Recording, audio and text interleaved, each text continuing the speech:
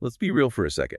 When you hear the phrase hedge fund, a very specific image instantly pops into your head, right? Oh, absolutely. The Uh, classic monolithic financial giant. exactly.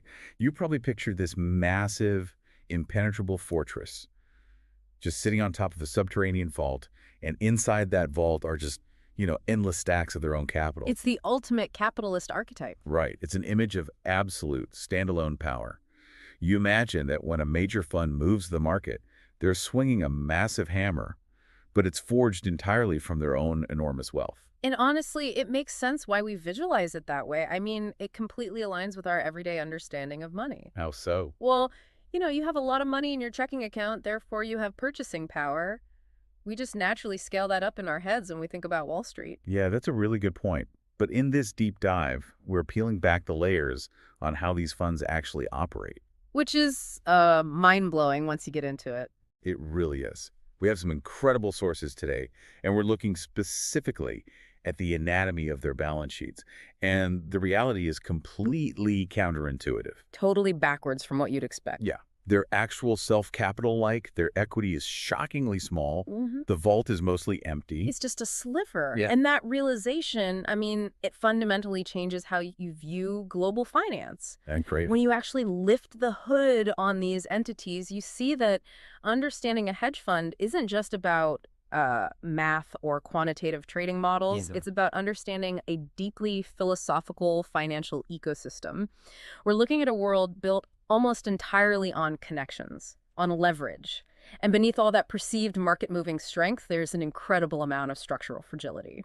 And that is exactly our mission today. We're going to crack open that typical hedge fund balance sheet. Let's do it. We need to figure out how these entities achieve this massive global scale with so little of their own money. Right. And beyond just the mechanics, we really want to explore the philosophical nature of this, borrowed power. Because it really is borrowed. Yeah.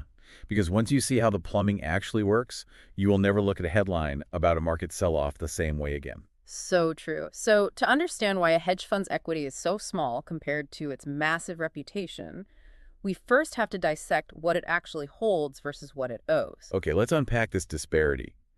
Because if you're looking at a traditional company, say, I don't know, an aerospace manufacturer, their balance sheet makes intuitive sense. Right, you can touch it. Exactly. Yeah. Their assets are factories, specialized machinery, raw inventory. And the equity represents the solid foundation of that ownership. It's physical, it's there. But a hedge fund's balance sheet reads like a completely different language. On the asset side, you're not seeing factories. No, definitely not. You're seeing massive, long positions, enormous derivative receivables, cash collateral, and repo assets. And since we're dealing with a highly financially literate crowd here, we don't need to define what a long position or cash collateral actually is. Right. We can skip the basics. But we do need to focus on the scale and the nature of these items. Notice that almost none of this represents hard physical ownership in the traditional sense. Just paper. Exactly. These are dynamic, hyperliquid moving parts. They are financial agreements, synthetic exposures, and market positions. Okay, so that's the asset side. And then you look at the liability side, the obligations. This is where it gets crazy. It really does. You've got prime broker borrowings, repo financing, massive derivative liabilities, and margin obligations. Just a mountain of debt. An absolute mountain. When you stack these two sides up, the core logic of a hedge fund emerges. Its ability to source funding, its ability to borrow, is far more critical to its survival than its actual equity base. That's the crucial pivot right there. I mean, in the traditional business world, corporate strength is measured by what you own. But a hedge fund operates on a completely different philosophical plane. For them, strength is measured entirely by what they can access. Access over ownership. Yes. Their power isn't defined by their own retained earnings. It's defined by the magnitude of the credit lines they can maintain. I was actually trying to visualize this structural disparity earlier while reading through the sources. Oh, yeah. Yeah. I sort of thought of a massive hedge fund like a colossal, towering sci-fi mech suit. Okay, I like where this is going. Right. So the assets and liabilities, the derivative contracts, the prime broker borrowings, the repo financing, all of that makes up this giant, imposing metal armor and the weaponry. It looks totally invincible from the outside. Exactly. But the actual pilot inside that suit, which represents the hedge fund's actual equity, is just a tiny, regular-sized person. That's brilliant. What's fascinating here is that the mech suit works perfectly for illustrating the sheer scale disparity. But I'd adjust that analogy Oh, slightly. really? How so? Well, the issue with the mech suit idea is that it implies the pilot actually owns the suit, or at least built it. Oh, right, like Tony Stark. Exactly.